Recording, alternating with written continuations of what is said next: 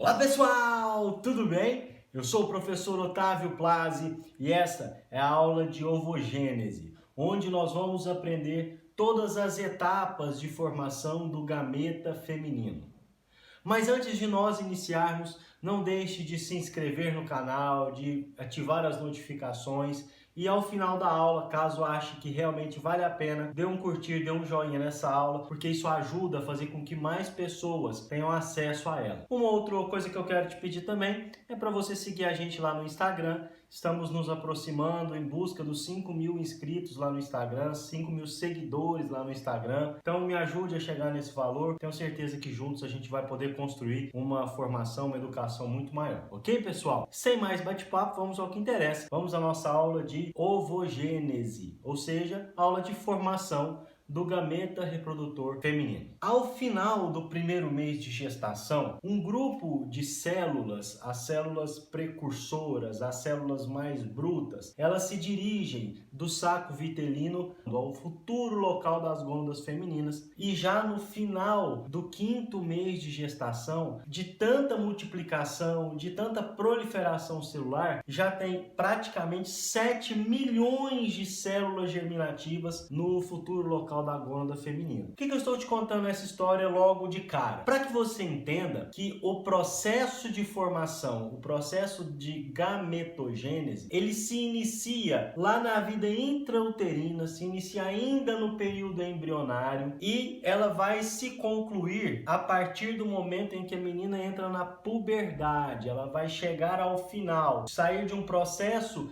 de quiescência, um processo de adormecimento para começar efetivamente a produzir células capazes de reproduzir, de gerar uma nova vida, só após a puberdade. Então veja, esse sistema, todas essas etapas que eu vou dizer para vocês aqui, elas começam lá na quarta semana de gestação e elas vão ter o ápice do seu processo, que é transformar essa célula primitiva, essa célula adormecida em uma célula reprodutiva a partir do momento da puberdade dessa menina. Então olha o lastro temporal, olha a diferença de tempo, de antes do nascimento até os 10, 11, 12, 13 anos, cada menina aí variando de acordo com essa idade. Então todo esse processo é óbvio que ele não vai durar todo esse tempo, ele vai ficar adormecido e já já a gente vai entender como que isso acontece. A partir do terceiro mês, as células germinativas, elas entram em divisão e param em prófase da primeira meiose, não progredindo a partir daí, graças à presença do inibidor de maturação dos oócitos, que é conhecido pela sigla IMO. A partir do momento desta pausa, essas células deixam de ser chamadas de ovogônias e passam a ser chamadas de ovócitos primários, sendo envolvidos por uma única camada de células bem achatadinhas inicialmente, chamada de células foliculares.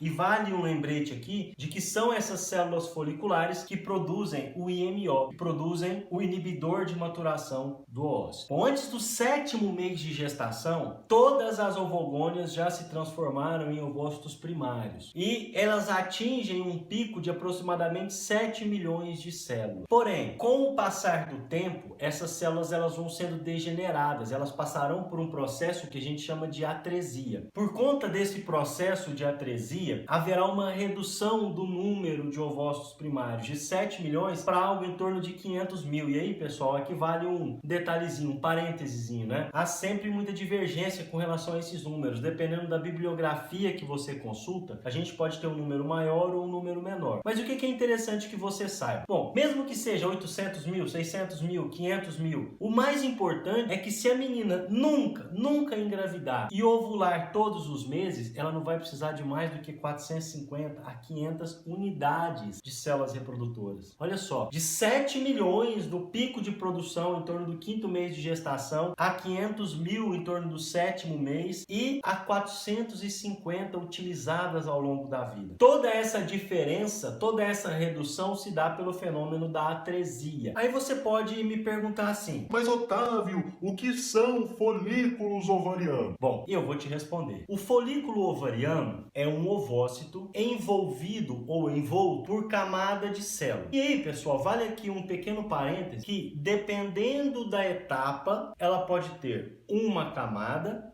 ou ela pode ter mais de uma camada de células. Essas células, elas são chamadas de células foliculares ou células da granulosa. Então a gente pode encontrar os dois termos, células foliculares ou células da granulosa. Na maior parte do tempo, os ovócitos, eles estão quiescentes, eles estão adormecidos e são envoltos por uma única camada de células foliculares, e essa camada, ela é de células achatadas, células bem fininhas mesmo. Na maior parte do tempo é assim, sendo que a maioria desses folículos está adormecida, a maioria desses folículos está quiescente, chamado de folículos primordiais. E o que são folículos primordiais? É um ovócito envolto por uma única camada de células achatadas, células pavimentosas. Porém, vale a pena deixar claro que eu posso ter, dependendo do estágio de desenvolvimento dessa célula germinativa, eu posso ter o ovócito envolto por mais de uma camada, por um epitélio estratificado. E aí mais para frente a gente chega nesse... Aí você pode perguntar assim: Otávio, mas quando afinal de contas isso vai avançar? Quando afinal de contas vai passar de fase? Vamos entender o seguinte: essas células desses folículos primordiais que eu coloquei aqui para vocês se localizam basicamente na região cortical do ovário, que está aparecendo aqui, olha, na região mais próxima da túnica albugínea. E esse processo de amadurecimento, ele acontece a partir da puberdade, quando vai haver um pico hormonal, e esse pico hormonal vai impor tanto ao ovócito quanto às células foliculares algumas modificações, algumas adaptações. Então esse processo, ele vai iniciar, ele vai mudar de fase, ele vai tomar toda a força e todo o direcionamento que ele precisa a partir do momento da puberdade. Se você me perguntar mais a fundo como efetivamente um grupo de células é escolhido para iniciar, eu não vou saber te responder. Não só eu, como a ciência ainda não sabe. Mas o que é importante que a gente entenda, que o que vai marcar o início do processo é um pico do FSH, que é um hormônio muito importante secretado pela hipófise. A partir de agora, nós vamos dividir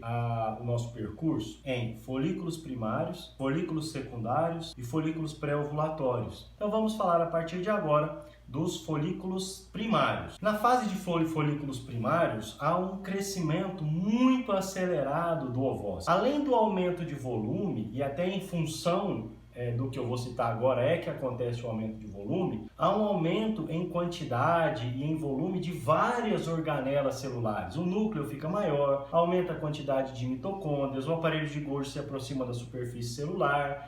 Há toda uma adaptação que já dá indícios de que essa célula está saindo de um período de quiescência, um período de adormecimento, para um período mais ativo, um período mais intenso de atividade. Mas não é só no ovócito que vai acontecer essa modificação. As células foliculares, elas vão começar a se multiplicar e vão sair de uma situação de células pavimentosas, achatadas, para uma célula cúbica ou cuboide. E a partir do momento em que essa única camada de célula folicular, num aspecto mais cuboide, envolve o ovócito, passa a se chamar folículo primário unilaminar, que é a imagem que está aparecendo aqui para a gente poder entender. Então a gente está vendo essa camada de células foliculares em volta do ovócito, bem gordinhas, bem cúbicas ou cuboides, e o ovócito em maior tamanho, saindo de em torno de 20 a 25 micrômetros para 120, 120 e poucos micrômetros de diâmetro, ok? A proliferação dessas células foliculares, ela vai continuando de tal forma que ela deixa de ter uma única camada cuboide e passa a se transformar no epitélio estratificado. E esse epitélio estratificado, ou seja, com várias camadas, dará um novo nome a esse folículo, saindo de folículo primário unilaminar para folículo primário multilaminar.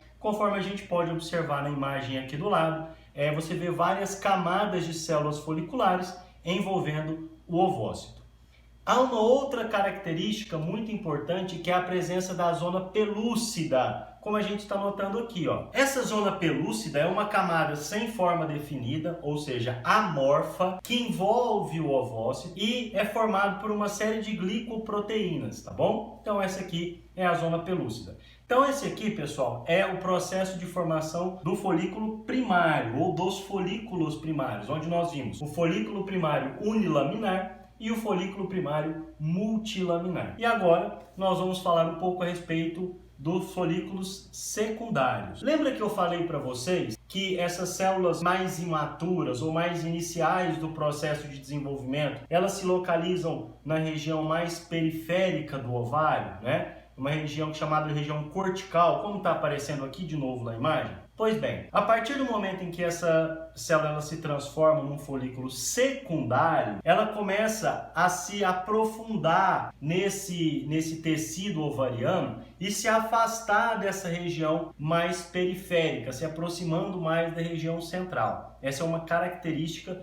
dos folículos secundários. Mas é importante que a gente entenda que elas ainda estarão na região cortical, ela não vai para a zona medular. Eu disse que ela está se aproximando da zona medular, preste atenção, tá? Nessa etapa de folículo secundário, um líquido que é composto ou constituído de componentes do plasma sanguíneo adicionado a produtos secretados pelas células foliculares, começa a ser produzido, começa a se entremear entre essas múltiplas camadas de células foliculares, que também podem ser chamadas de células granulosas, tá? Começa a se entremear entre essas células e começa a abrir pequenos espaços. Na medida em que esses pequenos espaços vão aumentando em quantidade, eles vão formando espaços maiores, até que eles se unem e formam o que a gente chama de antro. A presença do antro, que é essa cavidade que está aparecendo aqui na imagem, determina que esse folículo é um folículo secundário, chamado de folículo antral. Bom, então folículo antral é aquele folículo que se caracteriza pela presença do antro, que é essa cavidade que a gente está vendo aqui na imagem. Na medida em que esse antro vai se organizando, vai surgindo, vão se unindo esses pequenos espaços para formar um espaço maior, as células da granulosa também vão se organizando e se depositando em maior quantidade em uma das extremidades desse folículo. Essa grande quantidade de células que a gente observa bem aqui, olha, elas são chamadas de cúmulos oópolos. Esse cúmulos oópolos, ele é esse agrupamento de células da granulosa